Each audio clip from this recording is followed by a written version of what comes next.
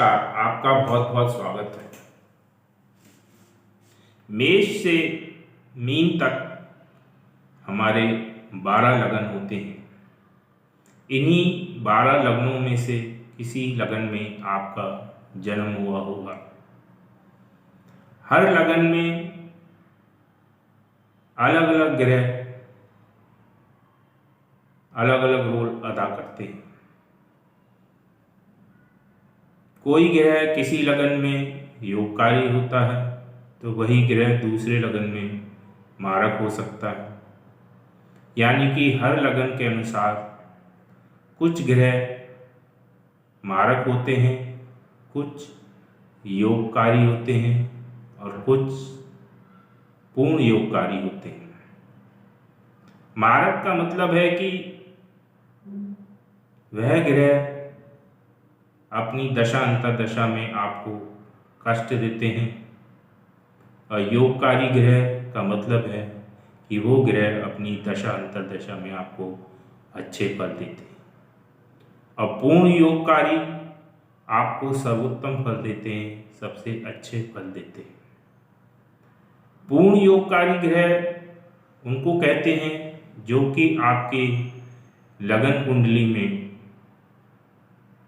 एक भाव उनका केंद्र हो और एक भाव त्रिकोण, यानी कि दो ऐसे भाव के स्वामी हों जो कि एक केंद्र में पड़ता हो और एक त्रिकोण में पड़ता हो।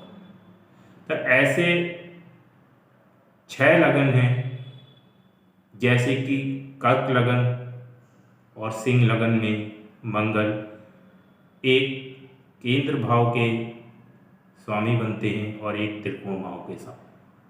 इसी प्रकार वृषभ लगन और तुला लगन में शनि एक केंद्र भाव के स्वामी बनते हैं और एक त्रिकोण भाव के स्वामी। और मकर और कुंभ में शुक्र जो हैं एक केंद्र भाव के स्वामी बनते हैं और एक त्रिकोण के स्वामी।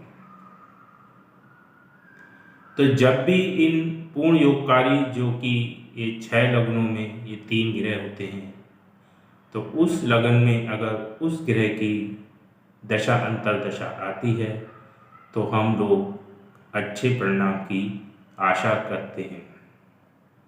लेकिन कई बार ये अच्छे ग्रह भी जो पूर्ण योगकारी होते हैं हमें निगेटिव फल प्रदान कर रहे होते हैं अपनी अंतर्दशा, क्योंकि खासतौर से अंतर्दशा का प्रभाव ज़्यादा रहता है। ऐसा क्यों होता है? तो इसके लिए आपको त्रिषडाय भाव के बारे में जानना जरूरी है। अब ये त्रिषडाय भाव क्या होते हैं? किसी भी लगन, कोई भी लगन हो, उसका तीसरा भाव, छठा भाव और 11वां भाव त्रिषडाय भाव कहलाता है।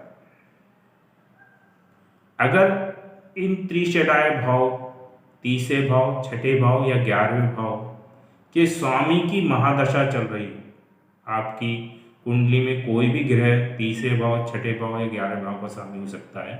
अगर उस ग्रह की महादशा चल रही हो और आपके पूर्ण योगकारी ग्रह की अंतर्दशा उसमें आ जाए तो वह अपने अच्छे परिणाम नहीं दे पाता है, क्योंकि त्रिषडाय भाव हमेशा बुरे माने गए हैं।